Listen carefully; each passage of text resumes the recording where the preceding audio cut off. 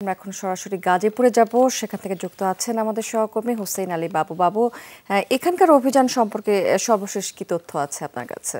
স্মৃতি, গতকালকে রাতে কিন্তু আসলে সেনাবাহিনীর যে যৌথ অভিযান, সেই যৌথ অভিযান কিন্তু রাত ভোর 4টা পর্যন্ত কিন্তু চলেছে।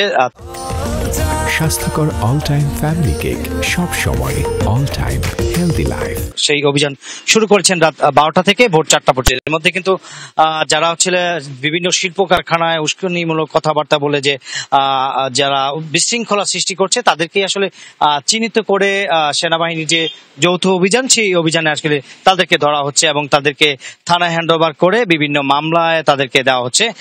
তার পাশাপাশি যদি বলি, আজকেও কথা বলেছি, তারা আজকেও তাদের যে অভিযান সেটা অব্যাহত চলবে। প্রতিনিয়তই আসলে তাদের এই অভিযানগুলো চলবে। যারা আসলে বিভিন্ন শিল্প কারখানায় উস্কানিমূলক কথা বলে যে শিল্প কারখানা অস্থিতিশীল সৃষ্টি করছে, তাদেরকেই আসলে এই যৌথ অভিযানে আর কি তাদেরকে ধরা হবে। আমি এই মুহূর্তে রয়েছি গাজীপুরের কয়েকটি শিল্প কারখানা এলাকাতেই ঘুরেছি। সেখানে দেখেছি আসলে যে যৌথ বাহিনীর টহল এবং সেনাবাহিনী, স্থানীয় হাইওয়ে পুলিশ এবং থানা পুলিশ, তারা কিন্তু আসলে বিভিন্ন জায়গায় তারা অভিযান, তাদের টহল রয়েছে এবং বিভিন্ন জায়গায় তারা যাচ্ছে। আসলে যারা এই যে শিল্প কারখানাকে যারা অস্থিতিশীল করার জন্য চেষ্টা চালিয়েছে, তাদেরকে চিহ্নিত করে স্থানীয়দের সাথে কথা বলেছি।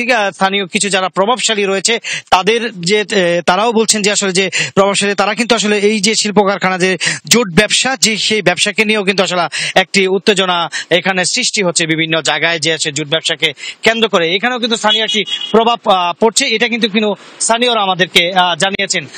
সেক্ষেত্রে আসলে তারা বলছেন যে আসলে প্রত্যেকটি শিল্প কারখানার মধ্যে যদি শিল্প পুলিশ এবং স্থানীয় পুলিশ এবং সেনাবাহিনীর যদি পর্যাপ্ত পরিমাণ টহল এবং নিরাপত্তা থাকে, তাহলে আসলে এই যে শিল্প কারখানার যে উত্তেজনা বিশৃঙ্খলা, সেটা কিন্তু অনেকটাই নিয়ন্ত্রণে চলে আসবে এবং পর্যায়ক্রমে যে উত্তেজনা আন্দোলন, সেটা যদি না থামে, তাহলে অভিযান অব্যাহত থাকবে। বাবু, অনেক ধন্যবাদ আপনাকে।